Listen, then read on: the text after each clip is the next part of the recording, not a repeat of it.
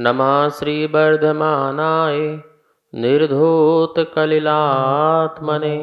सालोकानां त्रिलोकानां यदि विद्यादर्पणायते। रत्नकंडक श्रावकाचार्य परम मांगलिक ग्रंथ है। आचार्य समंत भट्ट स्वामी द्वारा दूसरी तीसरी शताब्दी में यह लिखा गया है। इसमें 150 श्लोक हैं, संस्कृत भाषा है। सम्यक दर्शन, सम्यक ज्ञान, सम्यक चारित्र, संलेखना और श्रावक के 11 पदों की इसमें चर्चा की गई है। हम सब लोग देख रहे थे कि सम्यक दृष्टि के अंदर किसी प्रकार का मद नहीं होता है। ज्ञानम पूजाम कुलम जाति बल वृद्धि तपो वपु अष्टावाश्रित मानित्वम इसमें माहर तस्मया। अभी तक अपन ने 6 प्रकार के मदों की चर्चा कर ली थी। आज चर्चा करते हैं तप मद और रूप मद की। तप का मद, कोई भी सम्यक दृष्टि जीव जो है कितनी भी तपस्या करे, कितनी भी साधना करे, लेकिन उस साधना और तपस्या का किसी प्रकार का अहंकार नहीं करता है। अपने तप का प्रदर्शन भी नहीं करता है। किस प्रकार के तप का प्रदर्शन? जैसे कि कोई तपस्वी हो, वह व्रत उपास अधिक कर लेता हो, तो उसका वो अहंकार नहीं करता है और ना ही इसका प्रदर्शन करता है, ना लोगों पर किसी प्रकार की चर्चा करता है कि मैंने देखो इतने उपास किए हैं, मैंने इतने उपास कर लेता हूँ, मैं तो चारों प्रकार के आहार का त्याग करके उपास करता हूँ, मेरा तो घी का भी त्याग है, मेरा नमक का त्याग है, मैं तो षट रस त्यागी हूँ, मेरा ये त्याग है, मेरा वो त्याग। ऐसे अपने तपों का अपने मुख से कोई गुणगान नहीं करता है, क्योंकि वो मुख से यदि अपने गुणगान करता है तो इसका मतलब है उसके अंदर उसकी प्रति, उसके निमित्त से अपने की यश चाहे की इच्छा है। तपस्वी ऐसा होता है, तपस्या करता है, वो अपनी साधना करता है आत्मकल्याण के लिए, आत्मोद्धार के लिए, अपना कल्याण, संबर निर्जरा के लिए अपनी साधना करता है। उसका उद्देश्य संबर निर्जरा है। यदि वो इस प्रकार का अहंकार और मद करेगा तो संबर निर्जरा नहीं होगी, उसको आश्रय होगा। अहंकार, मद आदि पाप जैसे कार्य उसके विकार मन में पैदा होंगे, जीवन में पैदा होंगे। इसलिए कभी भी तप का मद नहीं करना। बहुत बड़े बड़े व्रत होते हैं, जैसे सिंह निष्क्रिय व्रत है, लोग करते हैं और जिसकी शक्ति है उसे करना भी चाहिए। आचार्यों ने लिखा है अपनी शक्ति को छिपाना नहीं है और शक्ति से ज़्यादा करना भी नहीं है। यह तीर्थंकर प्रगति बंध का कारण है। 16 कर्ण भावना में शक्तितः त्याग शक्तितः तप, कि शक्ति के अनुसार ही त्याग करो और शक्ति के अनुसार ही तप करो। लेकिन शक्ति को छिपाते हो तो तीर्थंकर प्रगति का बंध नहीं बनेगा, और शक्ति के अनुसार यदि करते हो तो नियम से आपका तीर्थंकर प्रगति का बंध बनेगा। शक्ति नहीं है तो अधिक की श्रद्धा रखो, अधिक की श्रद्धा रखना चाहिए कि मैं भी कब ऐसा समय आएगा कि इतनी तपस्या करूँगा, इतना त्याग करूँगा, मुनि धर्म को स्वीकार करूँगा। यदि आप जंगल में नहीं रह सकते हो और यदि आप धर्मशालाओं में रह के साधनाएँ करते हो, किसी आश्रय स्थान में रह के साधनाएँ करते हो, तो भावना यही भाव कि कब वह समय होगा या कर्म का उदय होगा जब ब्रज वृषभ नारायण संगन शरीर होगा, जिसके निमित्त से मैं उत्कृष्ट और उत्तम साधना कर सकूंगा, उत्तम ध्यान कर सकूंगा। ऐसी भावनाएं भाना चाहिए। तो बड़े बड़े व्रत सिंह निष्क्रिय व्रत नहीं कर पाते तो उसकी भावना होना चाहिए। जो करता हो और कर रहा हो उसको यश ख्याति लाभ पूजा से बचना चाहिए, अन्यथा उसके व्रत धूमिल हो जाएंगे, धूल में मिल जाएंगे, मिट्टी में मिल जाएंगे। किया कराया सब कुछ गुड़ गोबर हो जाएगा, गुड़ भी गोबर हो जाएगा।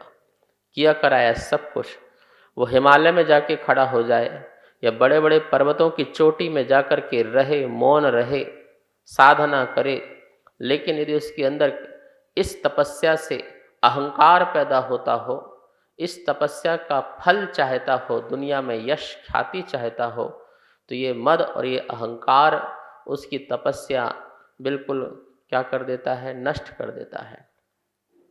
करोड़ों करोड़ों वर्षों की तपस्या भी यदि इस भावना से भाई जा रही है कि दुनिया मुझे पूजे, दुनिया मुझे खोजे, दुनिया मुझे चाहे, दुनिया मुझे धन संपत्ति ऐश्वर्य दे, संपदा दे। यदि इस भावना से तपस्या की जा रही है तो कहते हैं वो तपस्या तपस्या नहीं है, वो दुख का कारण है। यद्यपि उससे पुण्य का आश्रय होगा, लेकिन तुम्हें मोक्ष की प्राप्ति नहीं होगी। हम मुक्ति की प्राप्ति के लिए तपस्या करते हैं। हमारा उद्देश्य क्या है? निर्जरा, कर्म की निर्जरा। तपसा निर्जरा च, तप से कर्मों की निर्जरा होती है, ऐसा उमा स्वामी ने आज अपने तत्वार्शूत महान ग्रंथ में कहा है। इसलिए आचार्यों ने कहा है तप से निद्रा होती तो कैसे होती? इच्छा निरोधः तपः। इच्छाओं का निरोध होने पर तप होता है।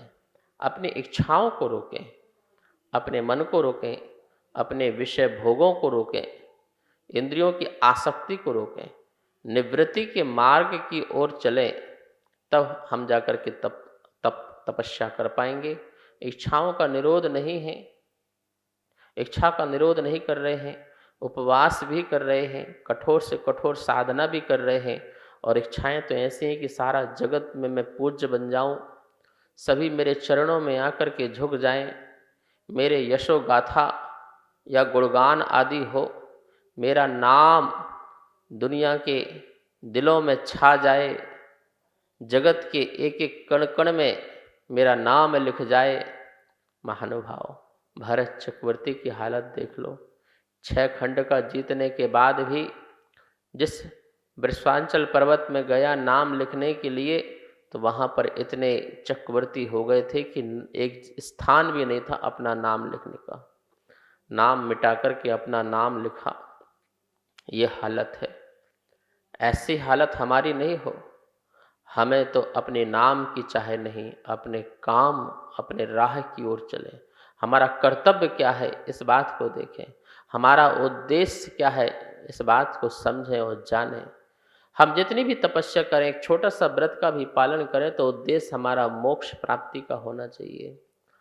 यदि हम किसी भी नियम का पालन करते हैं, तपस्या करते हैं, तो उसमें हमारा उद्देश्य कर्म की निर्जरा का होना चाहिए, आत्मविशुद्धि का होना चाहिए, निर्मल परिणामों का होना चाहिए कि हमारे निर्मल परिणाम हो जाए, मन शुद्ध हो जाए, विचार शुद्ध हो जाए, सोच और शोध बोध सब ठीक हो जाए। ऐसी भावनाओं से हमें तप, त्याग और तपस्या करना चाहिए। तीर्थंकर जैसी प्रगति की बंध का कारण यदि तपस्या बनती है, तो निश्चित ही वह निस्वार्थ तपस्या होती होगी। स्वार्थ त्याग की कठिन तपस्या, तपस्या कठिन तपस्या है। कौन सी कठिन तपस्या है? निस्वार्थ, जिसमें कोई स्वार्थ नहीं है, अपना कोई स्वार्थ नहीं है, अपनी ख्याति पूजा का स्वार्थ नहीं है, ऐसी तपस्या कहलाती है। सम्यक दृष्टि विचारता है कि यदि मुझे शक्ति मिली है, ताकत मिली है, तो मैं इसको घमंड में चूर होने के लिए नहीं, त्याग तपस्या करने के लिए करूँ। तपस्वियों के मार्ग में बढ़ूँ, जहाँ किसी प्रकार का आरंभ नहीं है, किसी प्रकार का परिग्रह नहीं है, समस्त परिग्रह से जहाँ मुक्ति है। 12 प्रकार के तपों का आप चिंतन कीजिए और अपने जीवन में अपनाइए। अनशन, अनुदर, वृत्ति परिसंख्यान, रस परित्याग, कायक क्लेश आदि अनेक तप हैं। प्रायश्चित, विनय, स्वाध्याय, वैयावृत्ति, विसर्ग, ध्यान, ये सब तप हैं। अंतरंग बहिरंग सभी प्रकार के तपों को स्वीकार करके अपने को आगे बढ़ाओ, अपने को अंतरंग से समृद्ध करो। बहिरंग से समृद्ध नहीं होना, अंतरंग से समृद्ध होना है। सम्यक दृष्टि कितना भी तप करे पर मद नहीं करता है। हमारे यहाँ तो जो गृहस्थ हैं, जो श्रावक हैं, वो भी जाकर के शमशान घाट आदि में 14 के दिन, चतुर्दशी के दिन साधना करते थे। खड़े खड़े होकर के साधना करते हैं, पूरी पूरी रात साधना। ऐसे हमें शास्त्रों में प्रमाण मिलते हैं। वारिशैन मुनि जो पहले ग्रस्त अवस्था में भी जो है चतुर्दशी के दिन साधना करते थे। ये अभय कुमार जो रानी चिलना के पुत्र, वो भी चतुर्दशी के दिन साधना करते थे। सुदर्शन सेठ, वो भी चतुर्दशी के दिन जो है शमशान में रात्रि को साधना करते थे 14 में, तो देखा आपने श्रावक भी तपस्या करता था, अपने शील का पालन करता था, अपने धर्म का पालन करता था, लेकिन अहंकार नहीं। ये देखो मैं कैसी साधना करता हूँ, ये मुनि होकर के साधना नहीं कर पाते हैं और मैं देखो श्रावक होकर के साधना करता हूँ, ऐसे अहंकार नहीं करना। कुछ लोग ऐसे भी अहंकार करते हैं। देखो तो 14 है, महाराज जी हरि का त्याग नहीं करते, ये महाराज जी है, हम गृहस्थ होकर के हरि का त्याग कर देते हैं। मेरा तो नमक का भी त्याग है, मेरा तो घी का भी त्याग है, और ये महाराज जी होकर के साधु होकर के देखो ये त्याग नहीं कर पा रहे हैं, कैसे साधु हैं। ओहो, ये निंदा भी हो रही है और अपने तप का अहंकार भी हो रहा है। जरूरी नहीं है जैसी साधना श्रावक कर ले वैसी साधना साधु कर पाए। आप हो सकते हैं 10 लक्षण पर में 10-10 उपास कर लेते होंगे, 16 कारण के 16 उपास भी या 32 उपास भी कर लेते होंगे, और हो सकता है 10 लक्षण पर में मुनिराज जो है प्रतिदिन आहार को उठते हो, सटरस भोजन भी करते हो, वो साधना उतनी नहीं कर पा रहे हैं, आहार आदि को त्याग नहीं कर पा रहे हैं, लेकिन फिर भी उनके अंदर निवृत्ति का परिणाम है, त्याग का परिणाम है, गुप्ति और समिति से सहित हैं, उनकी असंख्यात कुड़ी निजरा है। मुनिराज खाते खाते कर्म की निजरा कर रहे हो, तुम बिना खाए भी आश्रव कर रहे हो, मद करके, अहंकार करके कि देखो मैं कितनी कठोर साधना। ऐसे ही लोग अपने ज्ञान का मद भी करते हैं, मैं कितना पढ़ा लिखा, महाराज जी कुछ नहीं आता है, तो ये भी अहंकार। सब में दृष्टि विचारता है कि नहीं, सबकी अपनी शक्ति होती, सबकी अपनी सामर्थ्य होती है सोचने समझने की, त्याग तपस्या की, तो मैं किस बात का अहंकार करूं। मुझे किसी प्रकार का अहंकार नहीं करना है, मुझे अपना धर्म देखना है, अपना त्याग तपस्या देखना है, अपनी साधना और संयम को देखना है। मैं जितना कर सकूं उसमें भी यही सोचना है कि मैं तो कुछ भी नहीं कर रहा हूँ। धन्य है बाहुबली भगवान, 12 महीने तक लगातार जो निराहार होकर के खड़े रहे, खड़गासन में खड़े रहे, और 12 महीने तक लगातार कठोर साधना।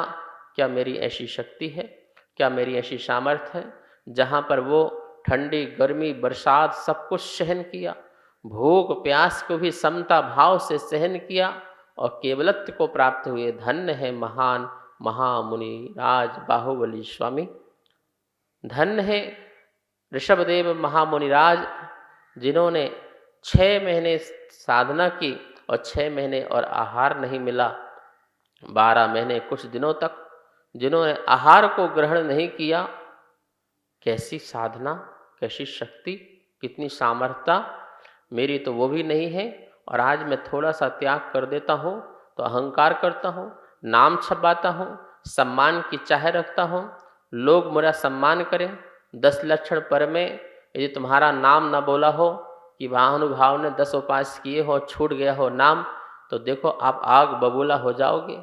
चांदी का सिक्का मिल रहा होगा ना, सर्टिफिकेट मिल रहा होगा 10 लक्षण पर का, देखो 10 धर्म में किस प्रकार से उन्होंने इस पालन किया है, और तुम्हारा नाम रह गया पत्र पत्रिका में, तुम्हारा नाम रह गया किसी संचालक महोदय से, तो आपने वहाँ पर बवाल मचा दिया। उस प्रकार का सभा को आपने अस्त व्यस्त कर दिया।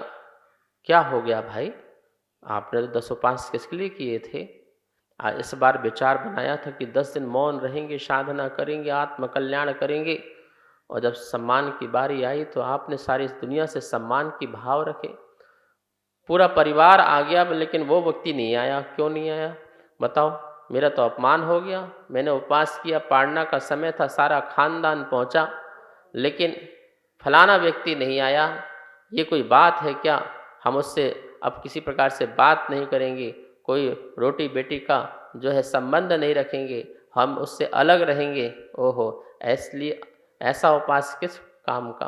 अच्छा होता उपवास ही ना करते, कम से कम किसी से द्वेष भाव तो नहीं होता, किसी से जो है आप बैर भाव तो नहीं बांधते। उपवास भी किया और बैर बांध लिया, तो ये ऐसा उपवास किस काम का।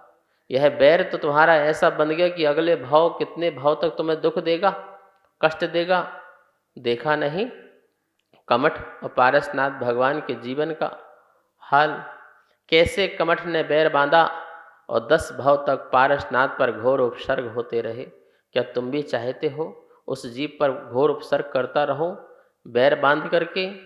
ओहो, तुमने उपवास भी किया और बैर बांधा। ऐसे बहुत लोग होते हैं, बहुतों को देखा है। नहीं, अरे पता भी नहीं चलना चाहिए कि तुमने कोई उपवास किया है, व्रत किया है। साधना तो गुप्त होती है।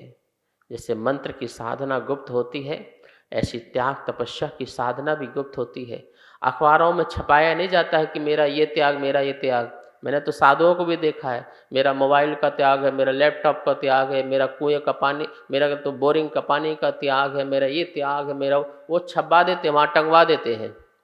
किस चीज़ का प्रचार कर रहे हो तुम?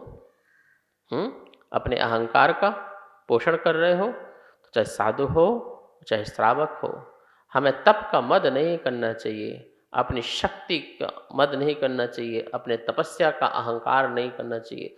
यदि ये चीज़ है तो फिर तो सम्यक दृष्टि ही नहीं है अभी, क्योंकि निर्दोष सम्यक दर्शन बताया गया है। 25 प्रकार के दोषों से रहित सम्यक दर्शन निर्मल सम्यक दर्शन माना गया है। निरतिचार, अतिचारों से रहित सम्यक दर्शन ही हमें जो है मुक्ति का कारण बनता है। वही आगे जाकर के संबर निजरा का कारण भी बन जाता है। इसलिए चाहे साधु हो चाहे श्रावक हो, दोनों सम्यक दृष्टि हो, सभी प्रकार के सम्यक दृष्टियों को ये विचार करना चाहिए। हम कुछ भी करें, हमें तप का मद नहीं करना है।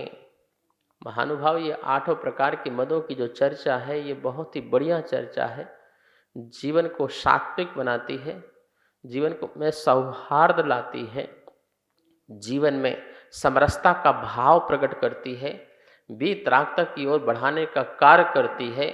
यदि ये 8 प्रकार के मदों का त्याग हो जाए तो जीवन में कितना आनंद बरसना प्रारंभ हो जाए। आप सोचिए, आप समझिए। तो आप आगे ध्यान रखना है हमको। अब तक जो हुआ सो हुआ। जितनी भी साधना तपस्या हो, आप 10 लक्षण, 16 कर्ण भावना, सिंह निष्कीर्ण व्रत आदि बड़े बड़े व्रत, पुष्पांजलि व्रत, चार्य शुद्धि व्रत, कितने भी व्रत करो, दुनिया आपका गुणगान करे पर आप गुणगान की भाव न रखें।